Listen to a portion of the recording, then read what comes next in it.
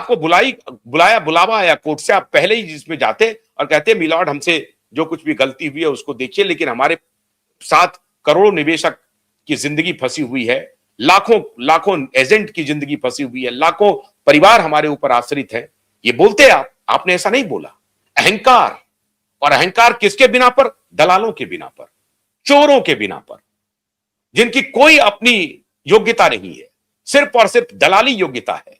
कभी चिदंबरम की दलाली करना, कभी इसकी दलाली करना, इसी दलाली से जो आगे बढ़े हो, अपनी कोई योग्यता नहीं, दलाली करके आगे बढ़े हो, ऐसे दलाल के सलाह पर सुब्रत रॉय गए और आज पूरा सुब्रत रॉय का कुनबा उन्हीं सलाह पर चल रहा है, उन्हीं सलाहकारों के ऊपर चल रहा है, और वो मुहम्मा दे रहे हैं कि हम पत्रकारों की नौकरी बचाएंगे। अरे अपना ऑर्गेनाइजेशन चल नहीं रहा है, पत्रकारों की नौकरी बचाएंगे, ऐसा कहा जा रहा है। अपनी संस्थान नहीं चल पा रही है, जैसे तैसे चल रही है, पैसा नहीं दे पा रहे हैं अपने एम्प्लॉय को समय पर, लेकिन वो कह रहे हैं कि हम तो चलाएंगे साहब। इस तरह का चल रहा है खेल इस देश में। करोड़ों निवेशक डूब गए, खत्म हो गए, तबाह हो गए, लेकिन उसकी चिंता नहीं है किसी को, ना तो कंपनी को चिंता है और न ही उस तरह से जुडिशरी को चिंता है। जुडिशरी की आखिरी हियरिंग जो हुई सितंबर 2025 में, उसके बाद हियरिंग ही नहीं है। क्या पोजीशन है, नहीं है, कुछ पता नहीं है। केस में क्या हुआ नहीं हुआ कुछ पता नहीं है। वो एक जो सज्जन बैठे हुए हैं, वो सज्जन हाईकोर्ट सुप्रीम कोर्ट की तरफ से बैठे हुए हैं, रिटायर्ड जज साहब, वो क्या कर रहे हैं कुछ पता नहीं है। वो खाली ये देख रहे हैं कि 10 लाख रुपए लोगों को मिल रहा है कि नहीं मिल रहा है। बात ठीक है, अच्छी बात है, अगर उनके देखरेख में लोगों को पैसे मिल रहे हैं तो बहुत बधाई के पात्र हैं, उनकी सराहना होनी चाहिए।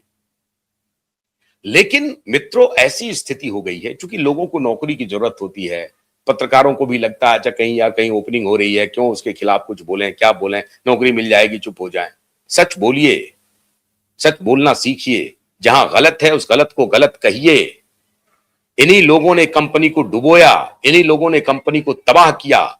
सहारा was full of cheat, Sahara company was having full of cheat, fraudster. इन्हें निवेशकों की चिंता नहीं थी, इन्हें ये खुद अय्यासी में लगे हुए थे, वरना ये नौबत नहीं होती। भारतीय रेल के बाद सबसे बड़ा एम्प्लॉयमेंट देने वाली कंपनी बनी थी।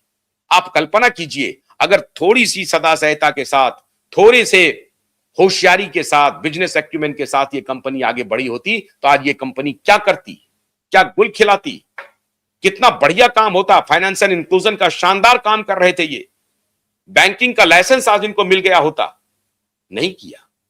क्यों? क्योंकि फ्रॉडस्टर, दलाल, घटिया तुच्छ कोटि के लोगों को प्रबंधन में लाना, घटिया लोगों को शीर्ष पर बिठाना, घटिया लोगों के सलाह में चलना, ये सहारा एक टेस्ट केस है।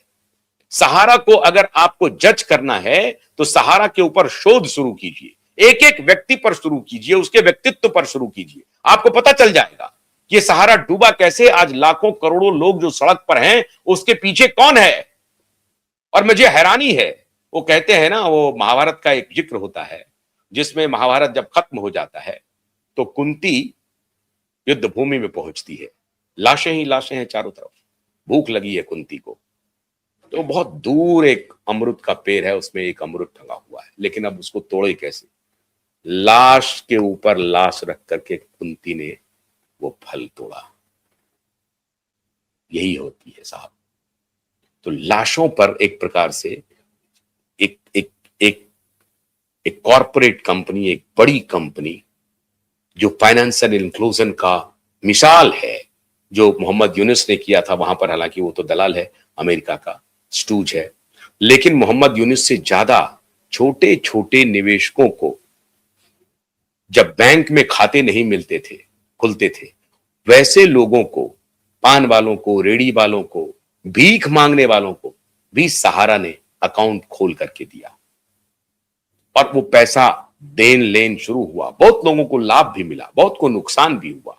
जब कंपनी बड़ी होती है तो कई बार माल फंक्शंस देखने को मिलते हैं, गड़बड़ियां मिलती हैं, फाइनेंशियल गड़बड़ियां भी होंगी, चेक एंड बैलेंसेस करने पड़ते हैं, लेकिन उस सब के लिए जरूरी है एक कॉम्पिटेंट, ट्रांसपेरेंट टीम की जरूरत है और ऑनेस्ट टीम की जरूरत है, जो लायबल हो कंपनी के प्रति, जो लायबल हो निवेशकों के प्रति।